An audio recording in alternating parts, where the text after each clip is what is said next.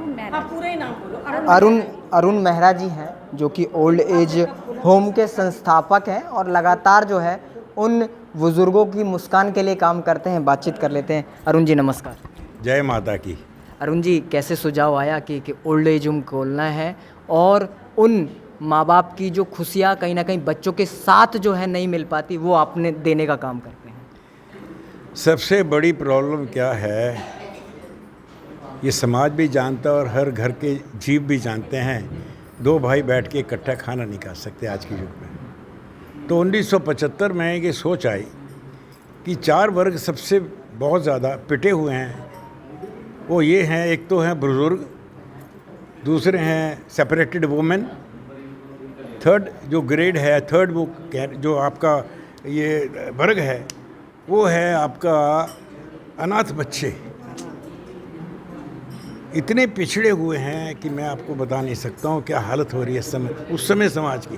1975 की बात कर रहा हूँ। और चौथा जो वर्ग है वो है widows. These four categories are most neglected. सेवा ग्राम बनाइए जहाँ कम से कम ये चार वर्ग जो हैं इनको बचा के समाज से इनकी सेवा की जाए और एक फैमिली बन जाए। तो ये मेरी सोच थी। तो उस समय सिकंदर बख्त हाउसिंग मिनिस्टर थे। की हालत क्या है, मैं उनसे मिला, उनको अपनी फाइल बताई। मैं ये चाहता हूँ 10 एकड़ में ये चीज़ चाहूँगा। मैं बिजनेसमैन, सक्सेसफुल बिजनेसमैन रहा हूँ और मैंने यही सोचा कि लोगों से पैसा मांगने जाऊँगा तो पता नहीं कोई दे या ना दे, तो इसको सेल्फ सफिशेंट, सेल्फ सफाइजिंग प्रोजेक्ट बनाता हूँ। तो ये प्रोजेक्ट ऐसा बनाया मैंने, लेकिन उन्होंने इस मेरे प्रोजेक्ट पे पानी फेर दिया, एक गज ज़मीन नहीं दी। तो मुझे मायूस होकर वापस आना पड़ा। तो सोच थी, कर्म करना था, तभी से लग गया। और ये सोच जो मेरी दिमाग में जो आई वो है विवेकानंद जी की वजह से। उन्होंने कहा था मानव सेवा माधव सेवा। सो मैंने सोचा कि ये कर्म तो करने ही हैं, जीवन में कोई ना कोई एक समाज के अंदर एक मैसेज ज़रूर देना है। सो मैंने उस समय जनक सेवा समिति एक NGO बनाया इन 1975। सो मैंने अपना काम शुरू कर दिया बिना किसी, मेरे पास कोई ज़मीन नहीं थी, कुछ भी नहीं था, 200 रुपये महीना मिलता था पॉकेट मनी, 2 मेरे बेटे। लेकिन मैंने ये सोच लिया ही करना है। तो मैंने एक मानकपुरा दिल्ली क्लॉथ मिल्स के पास एक बहुत गरीबों का इलाका था, वहाँ मैंने डिस्पेंसरी खोली। और फिर गरीब परिवार बच्चों के जाके वह घरों में किसी को दूध की थैली देनी, किसी को कॉपियाँ देनी, किसी को कुछ देना, मैंने अपना काम शुरू कर दिया। और वहाँ डिस्पेंसरी खोलने के बाद मैंने वहाँ पे लोगों की सेवा शुरू की। एक MBBS डॉक्टर मेरे साथ जुड़े, तो उसके साथ हमने काम शुरू कर दिया। तो ये कुछ समय ऐसा था जो समझ लीजिए बड़ा परिश्रम वाला था। मेरे पास एक स्कूटर हुआ करता था, DLN 3767 वेस्पा। अब अंदाज़ा करिए, लेकिन वो जोश था। और मैं Delhi public school Mathura road का पढ़ा हुआ हूँ।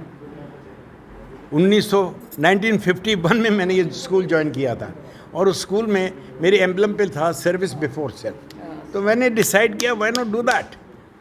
तो तभी से मैं लगा हुआ हूँ। और उसके बाद तो खैर माँ ने बहुत मेरे को आशीर्वाद दिया और मैं आगे बढ़ता ही चला गया।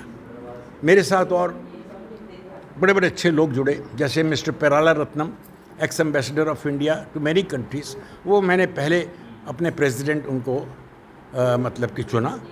वाइस प्रेसिडेंट जो थे हमारे उस टाइम डॉक्टर विद्या टोपा, दिल्ली पब्लिक स्कूल की वाइस प्रिंसिपल थी। और उसके बाद जो हमारे ट्रेजरर थे मिस्टर VK खन्ना इंडस्ट्रियलिस्ट थे, और डॉक्टर PC भाटला हमारे मेंबर थे, वो इंडियन मेडिकल एसोसिएशन के प्रेसिडेंट थे। और इस तरह मिस्टर भरद्वाज थे, वो भी कमिश्नर ऑफ सेल्स टैक्स थे। इस तरह अच्छे अच्छे लोग जुड़े।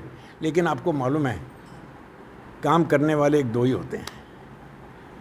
काम सब जुड़ते तो ज़रूर हैं। इतना लंबा समय जो है बीत गया, लेकिन वर्तमान सरकारों की बात करें, इससे पहले भी जो है कई सरकारें रहीं, तो अपना प्रोजेक्ट जो है अभी कभी भी आपने वहाँ उनके सामने प्रस्ताव नहीं रखा? आप देखिए, किसी भी मिनिस्ट्री में चले जाइए, आज उस यूथ की कदर नहीं है जो होनी चाहिए, जो अपने देश के लिए अपनी ज़िंदगी को कुर्बान करना चाहता है। बहुत कम ऐसी मिनिस्ट्रीज़ हैं जो आगे आकर ऐसे बच्चों को प्रोत्साहन करे। लेकिन हमने जो है वो जो सोच थी रखी हुई थी, सोच छोड़ी नहीं। और माता का मंदिर है न्यू फ्रेंड्स कॉलोनी में, 25 साल सेवा मैंने वहाँ की। 25 years of my age I had spent over there in service of humanity। और उसके बाद 92 या 93 में मैंने ये ज़मीन जो थी जहाँ पे आप खड़े हैं, ये परचेज़ की। परचेज़ कैसे की? इसका मैंने नाम लिया जनक सेवा समिति को। मैंने ये जो थी थ्रू अरुण कुमार मेहरा। मैंने अपने नाम इसलिए नहीं ली कि कल को मेरे परिवार वाले ये ना कहें ज़मीन हमारी है। तो मैंने ये पूरा NGO को इस सौंप दिया सारा कुछ। और तब से मैं ये आश्रम जो है 1996 में ये तैयार हो गया था। तब से मैं लगा हुआ हूँ। पहले तो ओल्ड एज होम बनाया, इसके बाद पहले तो यहाँ पे ओल्ड एज होम से पहले यहाँ था डे केयर सेंटर। तो 2002 में full fledged old age home बन गया। और तब से हम देखिए सेवा कर रहे हैं।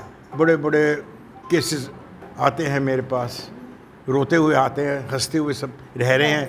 अपने परिवारों में भी इतनी खुशी नहीं मिलती जितनी यहाँ पे खुशी मिलती है।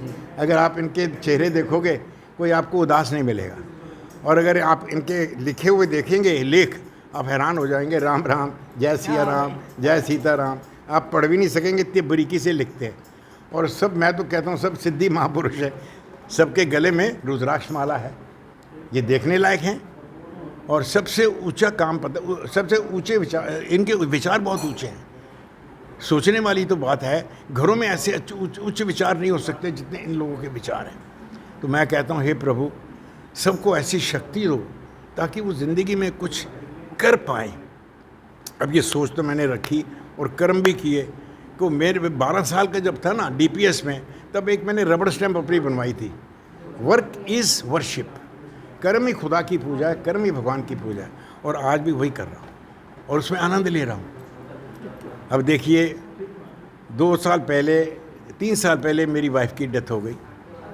तो मैंने सोचा कि कुछ ना कुछ उसकी याद में भी करना चाहिए। तो मैंने 2 साल पहले स्नेह आश्रम, जो कि मेरे पास एक बिल्डिंग मेरे पास खाली थी ग्रीन फील्ड पे, वो मैंने फुल फ्लैश इंस्टीट्यूट बना ली। और उसको क्योंकि मैं अकेला तो कर नहीं सकता हूँ सब कुछ। तो सुनीता खुराना जी यहाँ पे सोशल वर्कर वहाँ की हैं, स्नेह आश्रम की हैं। और मैं आपको क्या बताऊँ, ये बच्चे जो भी पास आउट हो रहे हैं, इनको जॉब्स मिल रही हैं। अपने घर के मतलब कि जो उनके घर में प्रॉब्लम्स हैं, वो खुद सॉल्व कर रही हैं। आज घरों में आपको मालूम है क्या हाल है, पिछड़ा वर्ग है उसमें बहुत ज़्यादा। और मैं कहता हूँ परमात्मा शक्ति दो कि हम कुछ ना कुछ उनके लिए कर पाएँ। इनके घरों में, बच्चों के घरों में राशन तक हम पहुँचाते हैं, कंप्लीट राशन, ताकि घर में खाने को कम से कम प्रॉब्लम तो न हो। आजकल घर में बच्चों को दूध नहीं मिलता पीने को। और ये टाइम है जब बच्चों की जो बोन्स हैं, they should be strong enough to work for their lifes. मेरे पास आए दिन कोई ना कोई प्रॉब्लम आती है। और मेडिकल चेकअप जब हमारे वहाँ होता है, देखता हूँ मोस्टली बच्चियों का जो है ना होमोग्लोबिन वो कम है। Most of them are under weight. अब उनको खाने पीने को अच्छा नहीं मिलेगा, खुराक अच्छी नहीं मिलेगी, और प्रॉब्लम्स इतनी दिमाग में होंगी, वो कैसे पनपेंगे। प्रॉब्लम्स तो ये हो रही हैं। समाज में बातें करने वाले तो बहुत बड़ी बड़ी बातें करते हैं, वो लेकिन आगे सामने आते नहीं हैं। जो करना चाहिए वो नहीं हो पा रहा। मैं तो प्रार्थना करता हूँ, हे प्रभु, अगर हर के मन में आ जाए, ज़्यादा नहीं, एक बंदा एक परिवार को संभाल लेना, यहाँ तो बेड़ा पार हो जाए। कोई सी घर में तकलीफ नहीं होगी। बोलो जय माता दी। देखिए, अरुण मेहरा जी ने तमाम ज़िंदगी की जितनी भी उन्होंने प्रॉब्लम को सॉल्यूशन के तौर पर रखा। और जो उद्देश्य था, अभी तक भी उद्देश्य पूरा नहीं हुआ, लेकिन हम कहीं ना कहीं अपने चैनल के माध्यम से ऐसी आवाज़ उठाने की कोशिश करेंगे ताकि जो इनका सपना था वो पूरा हो सके, और लगातार हमारा चैनल जो है इसमें प्रयासरत रहेगा। जी बस आज मेरे लिए बहुत ही खुशी का दिन है। शायद भगवान का आशीर्वाद था। जब हम लोग ओल्ड एज होम की बात कर रहे थे तो किसी ने और भी जगह सजेस्ट किया था, लेकिन मेरे बेटे ने कहा तो मम्मी बचपन से जहाँ जाते थे वहाँ जाओ। हम 2005 से शायद यहाँ आ रहे हैं, और अरुण मेहरा जी से मेरी कभी मुलाकात नहीं हो पाई थी, लेकिन आज बड़ी मैं भाग्यशाली हूँ जो इतनी महान हस्ती के साथ मैं बगल में बैठी हूँ उनके, और उनसे कुछ प्रेरणा लेने का समय है। और जितने भी लोग बैठे हैं, बड़े बड़े इंडस्ट्रीज बैठे हैं, थोड़ी थोड़ी मदद सब लोग करेंगे। और अगर एक व्यक्ति, मेरे पास बच्चे आते हैं, अब वो एक बच्ची आती है, उसके वो पैर नहीं है तो वो ऐसे ऐसे चलती है, दयानंद में पढ़ती है। अब वो वहाँ की मैडम हमारे पास भेज देती हैं कि इनके बच्चे बाहर रहते हैं, ये वहाँ फीस भर देंगी या कॉपी भर देंगी। कॉपी के किताब सिर्फ 2000 रुपये की आती है, साल में 2000, वो लड़की पढ़ जाएगी। या किसी और छोटे बच्चे की नर्सरी की 800 रुपये की किताब है, और उसके फादर मारते हैं उसको कि तुम इसको पढ़ा रही हो, इसको पढ़ा रही हो, और ये क्या है लूली लंगड़ी। अरे वो लड़की 10th कर लेगी तो सरकारी स्कूल, सरकारी नौकरी पा जाएगी वो। हमारे पास काफ़ी बच्चे 17 सेक्टर से भी आते हैं, 17 सेक्टर दयानंद से, और फ्रेंड सर्कल से भी आते हैं। हम दूसरी संस्थाओं में जा कर के फ्रेंड सर्कल से कहते हैं आप पैसे मत दो, आप कॉपी दे दो। आपका बच्चे का बर्थडे, आप उसके नाम की गुल्लक में डाल के उसको बुक्स दे दो। कोई किसी की बुक्स दे दे, कोई किसी की 500 रुपये की, 1500 रुपये फीस है। मैडम मेरे कहने से या जो ओनर्स है मेरे कहने से थोड़ी आधी फीस माफ़ कर देते, आधी 700 रुपये की तुम दे दो। अगर ऐसे करने लगेंगे, अरे एक मिनट में होटल जाते हैं 1500 रुपये 2-2 हज़ार के बिल दे देते हैं। अगर ऐसे करें तो मुझे लगता है कि मेहरा जी ने बहुत ही अच्छी बात करी, और मैं इनसे मिली आज, ये मेरा सौभाग्य। मैं बताना चाहता हूँ, इस बच्ची को लैपटॉप दिया है किसने? प्रभु की कृपा से, ताकि ये बच्ची कुछ और बन जाए।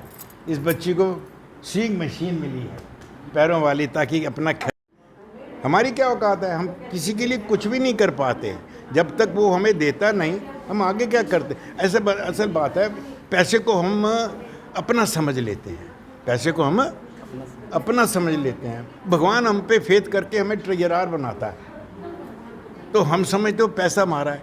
अरे कोई माई का लाल आज तक एक पैसा ऊपर नहीं ले जा सका, सब यहीं रह जाता है। इन बच्चियों को मैं बोलता हूँ, भाई आप 2 रोटी खाती हो ना दिन में, आधी रोटी बचा लो, और कहाँ खिलानी है, किसको खिलानी है, कब खिलानी है बताना मत, खिला दो, ताकि आपका ऊपर अकाउंट खुले।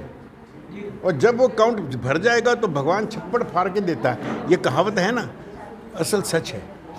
अरुण मेहरा जी को मैं याद दिला दूं कि मैं भी इसी संस्थान में आकर, जब मैं सरकारी स्कूल में पढ़ा करता था, government boys senior secondary school old Faridabad में, तो मैंने यहाँ से ट्यूशन पढ़ा है।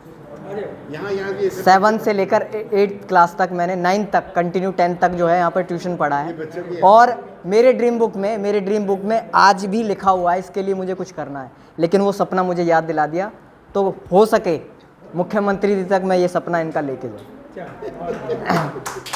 मेहरा जी बहुत बहुत धन्यवाद। जय माता की, जय माता।